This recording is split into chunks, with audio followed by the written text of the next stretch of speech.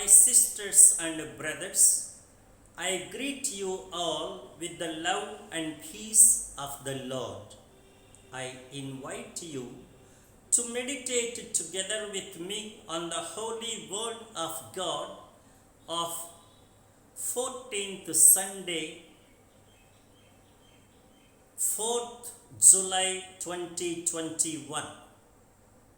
The focus of our reflection: faith opens up to the action of God's grace, but lack of faith closes one's receptivity and thus loses God's grace. In the gospel text today from Mark 6 1 to 6 verses, we see what lack of faith does not and cannot do. In fact, in the just preceding section in Mark 5 21 to 43, we had seen what faith can do and did in the context of the raising to life of a ruler's daughter and the healing of a woman with hemorrhage. In contrast to their praiseworthy faith, today we have a context that is blameworthy. This is seen in Jesus' own people in his own place. They marvel at Jesus' teaching and preaching with wisdom and power. They are astonished at his startling miracles, which are not humanly possible. But they are not ready to accept him or appreciate him, because, after all, he is from among them, he is one of them. They have known him and his family for years. He is no big man or rich man. He has no commanding social status. He has no religious or legal authority because he is no one in any official position. Then, how can he excel that way? How can he command or demand them? How can he challenge and correct them? Who is he to admonish and guide them? What does he think of himself when he explains and interprets the scriptures and traditions to the masters and experts themselves? The whole problem is their short-sightedness, their narrowed down perspectives, their shrunken hearts. These people are not able to rise above the narrow confines of territory and blood relationship. They see Jesus just as one of them and nothing more. They do not recognize the divinity in him. They cannot think of something beyond their human considerations and judgments. They are caught up within their human and cultural prejudices. Thus, his own people fail to believe in him and fail to accept him. They reject him, they hate him, they oppose him and turn hostile to him. This is really very sad. They do not realize the gravity of their sin. They do not realize that in rejecting Jesus, they are rejecting God's own grace. They place themselves opposed to God himself. Thereby, they lose God's own grace offered through Jesus. this is what grieves and pains Jesus. The words of God in the first reading through prophet Ezekiel are very true in these people's case. They are really a nation of rebels, a rebellious house. They are impudent and stubborn. Just as they refuse to listen to the prophets of the old, Jesus' people too do not listen to him.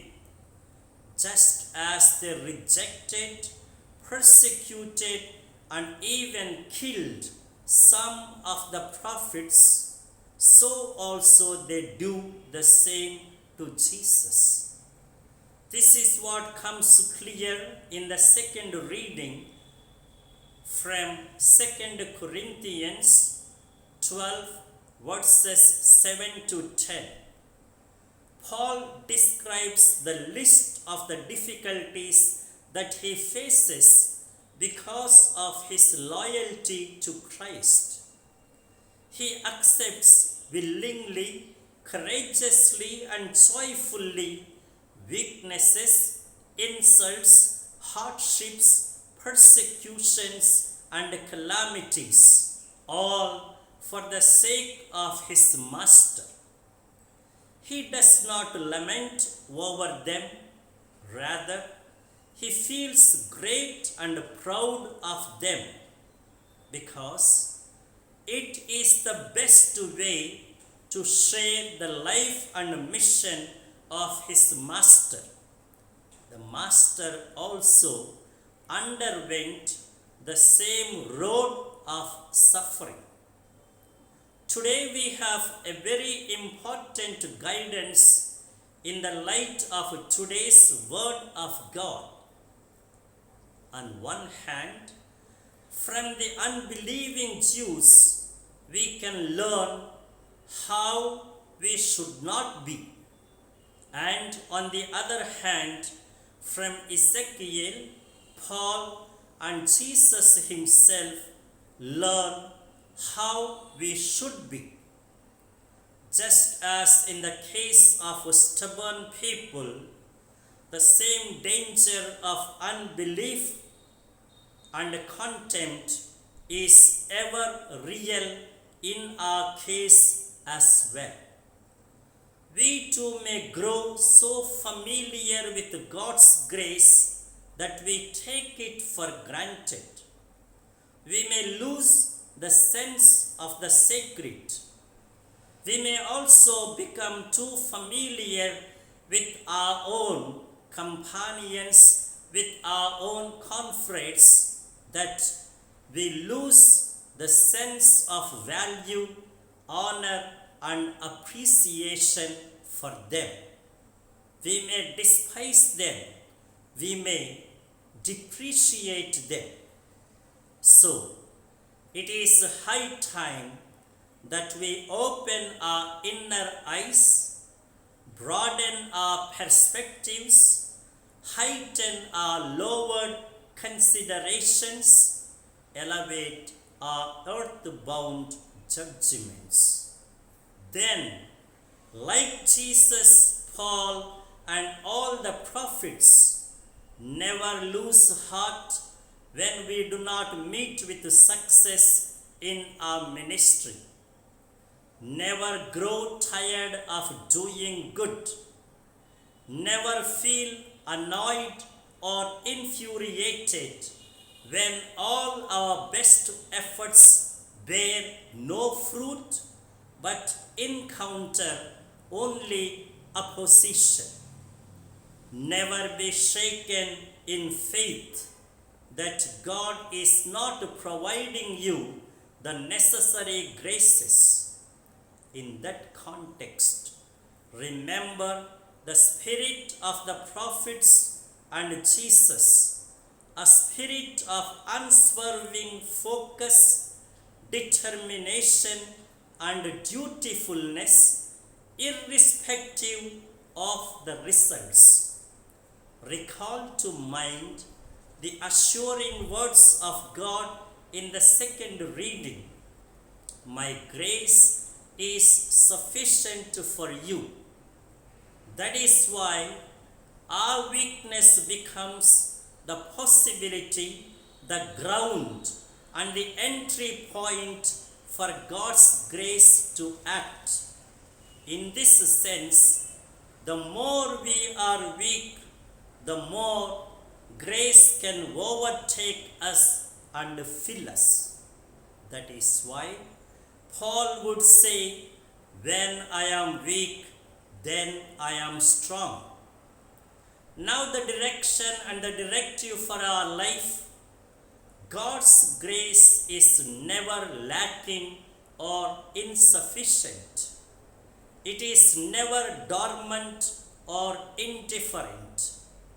All that is needed is openness to see His grace active and active, receptivity to accept it, and commitment to cooperate with it.